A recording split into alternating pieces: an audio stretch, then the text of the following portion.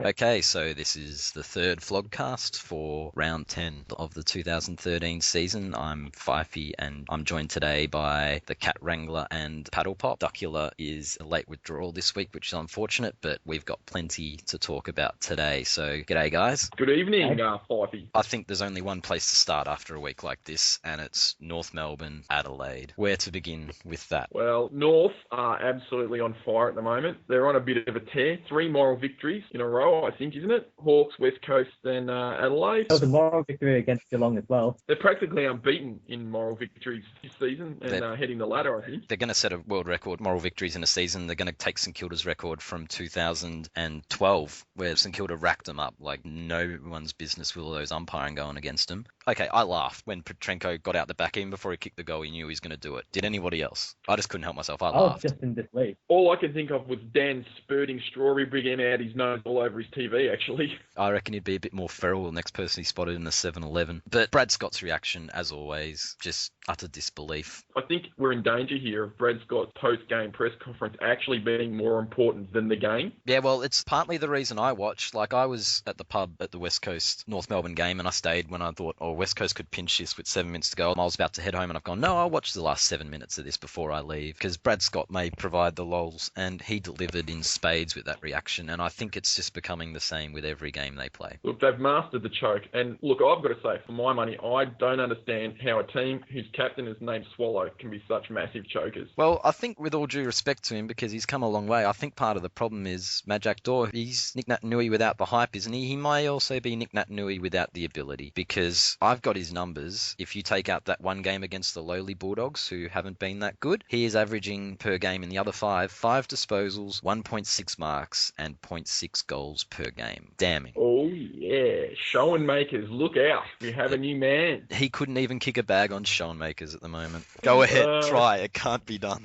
How soon the backdoor man makes it down to Melbourne with his mate? Well, that is where careers go to die at the moment, so Who knows? He's been red-vested enough times. He'd be used to the red and the blue. Do you think they might trade Dor for Watts maybe in the off-season? I hear Norf have got their eye on him. They'd love the intercept marks, and, he'd stop the Adelaide players getting out the back. That's for sure. So you're trying to basically say that if Norf had Jack Watts, there's no way Petrenko would have got out the back? Nah, Jack Watts would have marked that. Yeah, you're right. They wanted to trade for him last year. It's all Mark Neild's fault, and I think that's as good a segue as any to, our Melbourne Mark Neild's fault. They were pathetic on the weekend. I saw part of that game, not a whole lot of it, but they were bad. Holiday in the sun for Melbourne, wasn't it? They didn't do a thing. They left their heart back here in Melbourne. They don't even have their hearts when they play in Melbourne. From what I saw of it, they were just pathetically woeful. Like, if you let Freo beat you by 90 points, Freo don't kick scores. How long do we think Neild's got, honestly? I think it's happened already. I think they're already looking at options.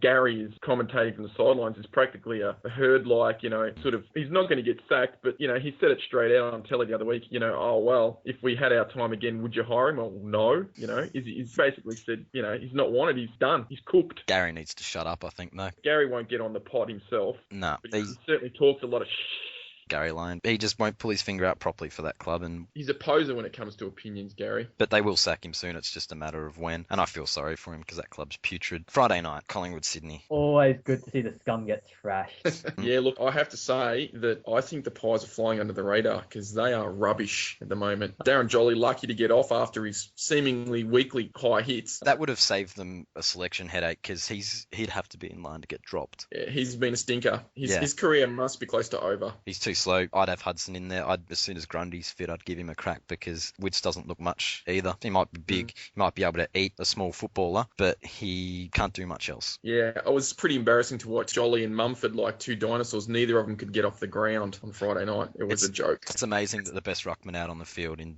what probably are still considered 2 top 8 teams, but what were considered 2 top 4 teams. The best ruckman on the ground was Mike Pike. Easily. He's come a long way. He's actually doing all right, but it's still an indictment on the rest of them. Look, we've got to make mention of the little girl. I think she's robbed us of one very important thing because she made Eddie very angry with what she did, and I'm not condoning it. It was a pretty horrible thing to do, but we didn't get to see just how angry Collingwood's loss made him because he was already angry about that. We couldn't tell just how purple Collingwood made his face because her behaviour made it so. So I was disappointed from that regard. They were pathetic. They were lost out there, the Pies, and they are going to struggle to make the 8 unless they change something dramatically because they are hot and cold. They need to get behind Seedsman because he was by far their best player on the weekend. He was class. He was everything we've been saying for the last 2 years. Everything Short's been saying for the last 2 years. I'll correct. He actually might come good. It's amazing. I'm actually a fan. Yeah, me too. When they go back and look at where the hype started, day 13 was the beginning. Short career builder. He's anointed him. As we said last week, it's not hodgepodge. It's coming from a far more respected post. That's why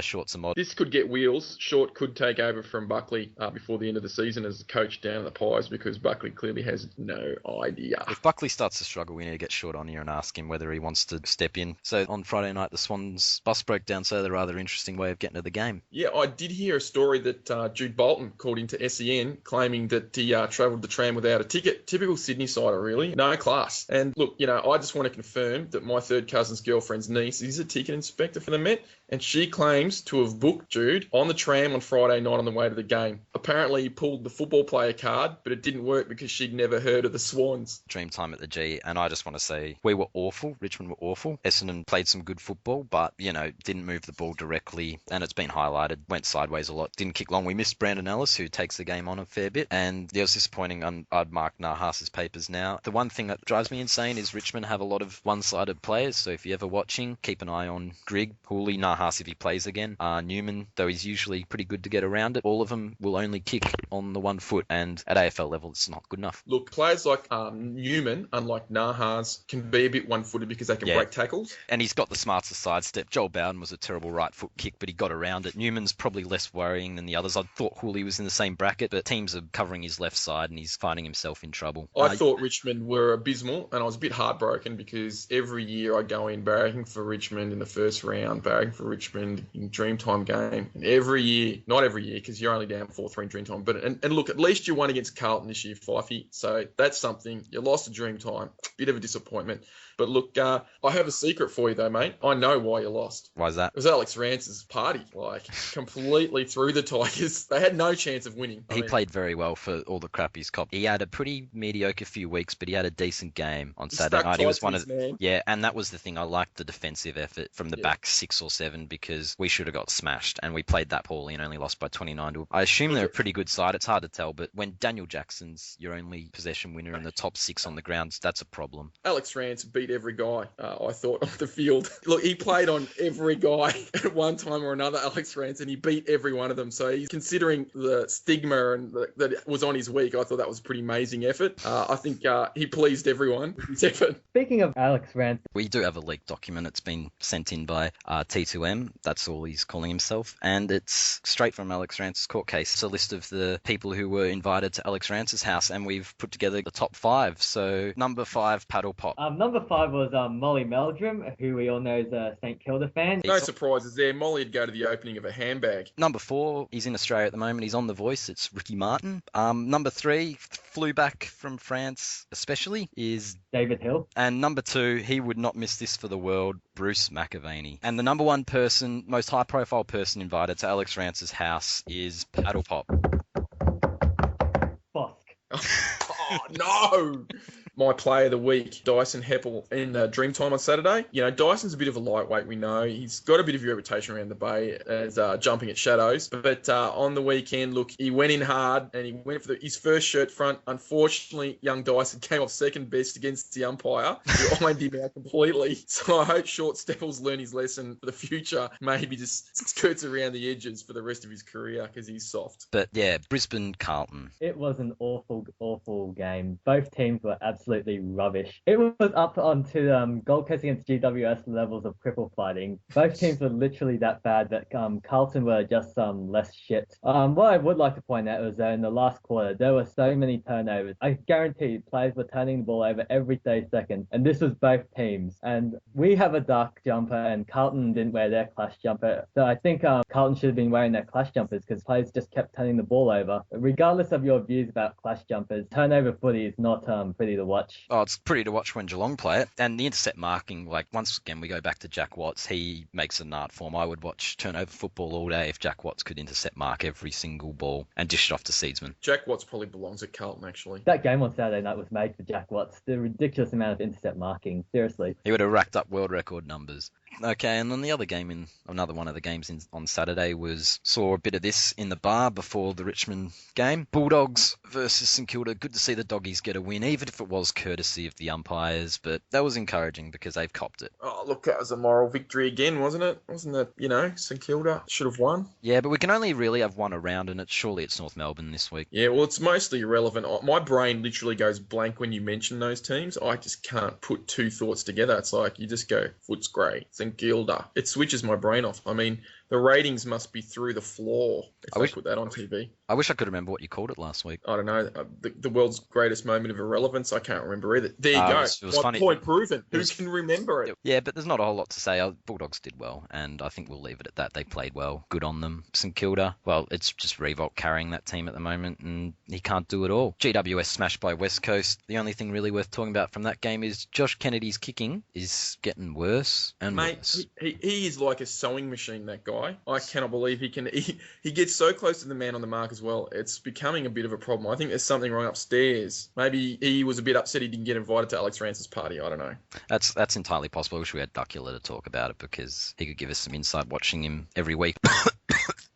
Whoa! Fyfie, is that a North Melbourne joke you just made? No. Oh, I thought you were choking. The Cats beating Port, relatively easy run through it. I saw it whilst waiting for the Lions-Carlton game. It was shit. I just wanted that game to be over. Nothing much to add about that. It was just Stevie J was playing his tricks and no one told Hawkins he was fat. Gold Coast Hawthorn. Suns were impressive. I thought they played some good football and amazingly in that second quarter, Buddy Franklin got the Bronx cheers. How much of that would be how poorly he was playing up to that point and how much of it would be Hawthorn supporters pissed off and how many of them were people who didn't like what he said to them when he was out last week? I was there in the ground and the Bronx cheers were mostly from the Gold Coast fans. There was a few of them there. They had a pretty good turnout. Hawthorn were pretty ordinary in the first half. They just were disinterested. However, they do seem to have this whole we'll sit back and absorb the team's best shot in the first half and then all season they seem to have big third quarters. So I don't know if the stats actually back me up on that, but having watched every game, it just seems in the second half we roll out the big guns. Sometimes we get in front early and then we just sit back for a couple of quarters. Then when we just sort of roll over them at the end, and it appeared to me as if they were just going, yeah. Then in the third quarter, they just went, right, let's lift. The tackling intensity lifted, and they banged on, several goals, and game was over. Yeah, 24 inside 50s in a quarter is huge. And Buddy, I mean, he kicked so many of the out of bounds. It was a joke, and he deserved the Bronx cheers. And I will say, the Suns, you could really see how they are going to be an absolute force in the next couple of years. They were really good.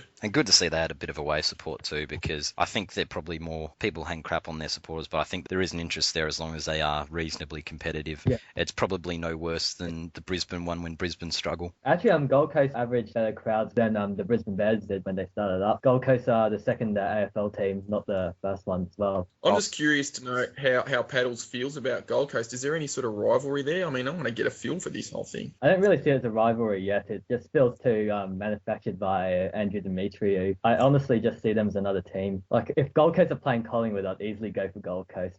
If they're playing GWS, I'd go for GWS just because the thought of GWS winning is kind of funny unless it happens against my team. I look forward to the day when we get you on here and there's tears of rage at a loss. I want to hear your tears of rage, Paddles.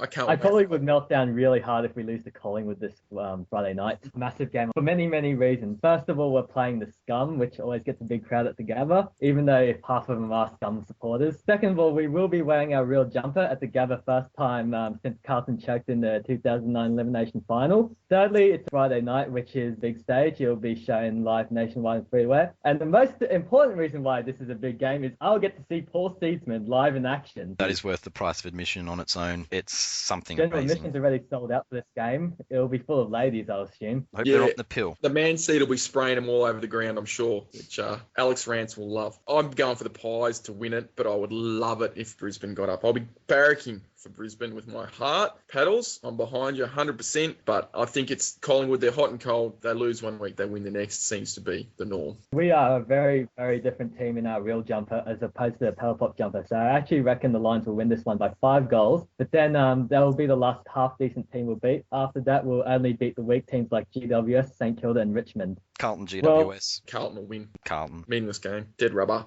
Adelaide, Fremantle. Well, I saw Adelaide fans starting a thread about, haha, awesome, we get to play the Purple Puffs, so that guarantees a Fremantle win. Sydney, Essendon. This is probably the game of the round, fellas. What do you reckon? Yeah, that game will be at the Absolutely. SCG, the scene of that famous Tony Lockett behind. Let's hope it goes the same way because hopefully there'll be some meltdowns. I think it's the Cheats Cup, Cola versus the Jabs. I think, that's a bit harsh when you consider there are genuine cheats out there like the Crows and Carlton who do it worse. Sydney is at least approved cheating. Let's get that straight right now. Hawthorn still supporter. cheating. And Essendon are the biggest cheats of all. Yep. I think they've gone past Carlton, and I think it's the Cheats Cup. Look, I can't separate them, so I'm going to go for the home team, Sydney. Essendon probably are the worst cheats. Carlton was just clever bookkeeping if you want to go down that path. To be fair to Sydney, those players do have to live in Sydney, so they do deserve their cola. Geelong Gold Coast at Skilled. Same first night game at Skilled. I actually like this idea. The Oh, it's future not on comes to Geelong. It's big time down in Geelong, electricity. Who cares? Geelong easy. Gary comes home. Will Gary play? Under lights. Big question. The Geelong supporters aren't picking it, but I like the idea of night games down there. I think it'll be good. I'll be watching. I'll be loving it if the sun's got up. That's never going to happen. I think we'll all be watching because the alternative is Western Bulldogs, Port and Darwin, and Northern Climate Games, Darwin, Cairns. It's so humid and it produces a shit standard of football. The ball is slippery. It wasn't shit last year when Richmond played Gold Coast. So I'm saying the standard still stays shit. Yeah, even if the result it is laughable, the standard is shit because it's just not designed for the conditions and the players just get way too tired. Rubbish spectacle. Cat Wrangler, your boys get to play. Wow. I'm so certain that the Hawks are going to get over. And look, I'm really loving the Demons at the moment. I don't know why. It's the underdog thing. Look, I'm dead broke at the moment, but I will buy a Melbourne membership. I'm putting it down here right now. If the Hawks fail to get over the Demons this weekend, I'll buy, look, it'll probably only be a 3-game membership. It might take me to next season. Buy a pet one. I'll buy a pet one. Be a Hawthorn supporter, buy a pet one. For my goldfish, I'll buy a Melbourne membership if the Hawks fail to get over the top. Big call. I think Buddy goes 13 this week or more. Could do. Look, a word could get out on me buying a Melbourne membership. This could be big news. It could be the highlight of the match. That's how meaningless this game is. What can I say? Does anyone care? I might even go myself. Norf and St Kilda. The battle of the moral victors. Yeah, the moral cup. Oh. It's not who wins, it's who morally wins. Yeah. Who was robbed? Who's going to get robbed first? Who will be crying at the end? Will it be Brad Scott or will it be Plugger? I'm excited. I'm going to take it back. This is the game of the round. Look, North have to win it, surely. You'd think so, but... Oh, imagine if it was a draw. It's got draw written all over it. All right, Sid, I'm tipping the draw. I'm satisfied there. Ideal outcome. Last one being West Coast Richmond on the public holiday, which is, I like it because they've been wanting games there for a while, and WA Day, I think it's called. Richmond need to win this. We really need to win this. Hopefully we do because it's going to be a bit of trouble from 5-5, I think. Yeah, well, look, you're sitting outside of the 8 at the moment, aren't you, Tigers? So you're desperate for a win. And I tell you what, it's no given because I think they match up very well, the teams. They've got some strong rucks, and Marich will have his work cut out. I'm just going to have to say the West Coast, winners are grinners, and they're at home. Tough travel. I'm sorry, Fyfie. I think they're too good for you. Richmond are in the perfect position to finish 9th, though, this season. The holy grail for them. Can't happen, surely. But no, I think it'll be interesting with the boos. West Coast probably. They are coming off a soft game last week. That is the one thing that works in our favour. They didn't have a tough hit out. Richmond should be breathing fire because that was our worst performance of the year, despite big losses to Geelong, but that was the worst one. Can the Tigers withstand the strain of Boobiaco? We'll see how Jack Revolt goes because he may not like it. He might have a bit of a tanty, Jack. That's every game, I think. Just a couple of things from the week on the Bay. Thread of the week. My highlight, without a doubt, would have to have been... Look, I'll give Tiger Boys a bit of up here. Loved his pick the time and date Brad Scott have his nervous breakdown. I think that was very topical. I'm giving him a big up there. 2 thumbs up for the Tiger. He's a bit of a punching bag and, he's probably going to win Flog of the Year 10 times on this. But, this week he hit gold. Credit where it's due. And that was a ripper. Footify's still got some pretty good legs in it. It's dropped away a bit, but it has to be Norf. One of those Norf threads. Norf broke big footy. That's my thread of the week. Paddlepop had one too. Yeah, Go Griff. North lost in picks or something like that. That was going Go Griff thread. And we got to go with Flog of the Week. And you know what? I love his work usually, but just not enough to sticky it. It's our friend Thurlow Damaki. Yeah, great choice. His faked hissy fit, his fake meltdown down in the Footify thread was just gold. And I love his work, but flog of the week, definitely. I'll have to say I'm very jealous of Thurlow to Mackey's like to post ratio. He makes my like to post ratio look like Nick Del Santo. Don't be too concerned about it, because as I understand it, there's a high ratio of Thurlow to Mackey's aliases have been voting on that, so I wouldn't be too concerned there, mate. Thurlow to Mackey, I had a rumour that he actually is pretty upset because he wasn't invited to Alex Rance's party, should have been in the newspaper, so that's caused a bit of his upset this week. That's why he sent us the list, I imagine. He wanted everyone to know he wasn't on it, and that's clearly his angst there when he saw the list and who was invited. He saw Boss got an invite and he didn't get one. That must have cut him deep. His post to light ratio is much higher than Bosk's. And these are the things that keep Thurlow to Mackey warm at night in bed. I think that's everything. So this was Vlogcast number 3. Fyfie once again joined by Paddlepop and the Cat Wrangler. Thanks for listening. We'll see you next week. Hopefully Duckula will be back. Thanks for coming on again, guys. See you later, Bay 13.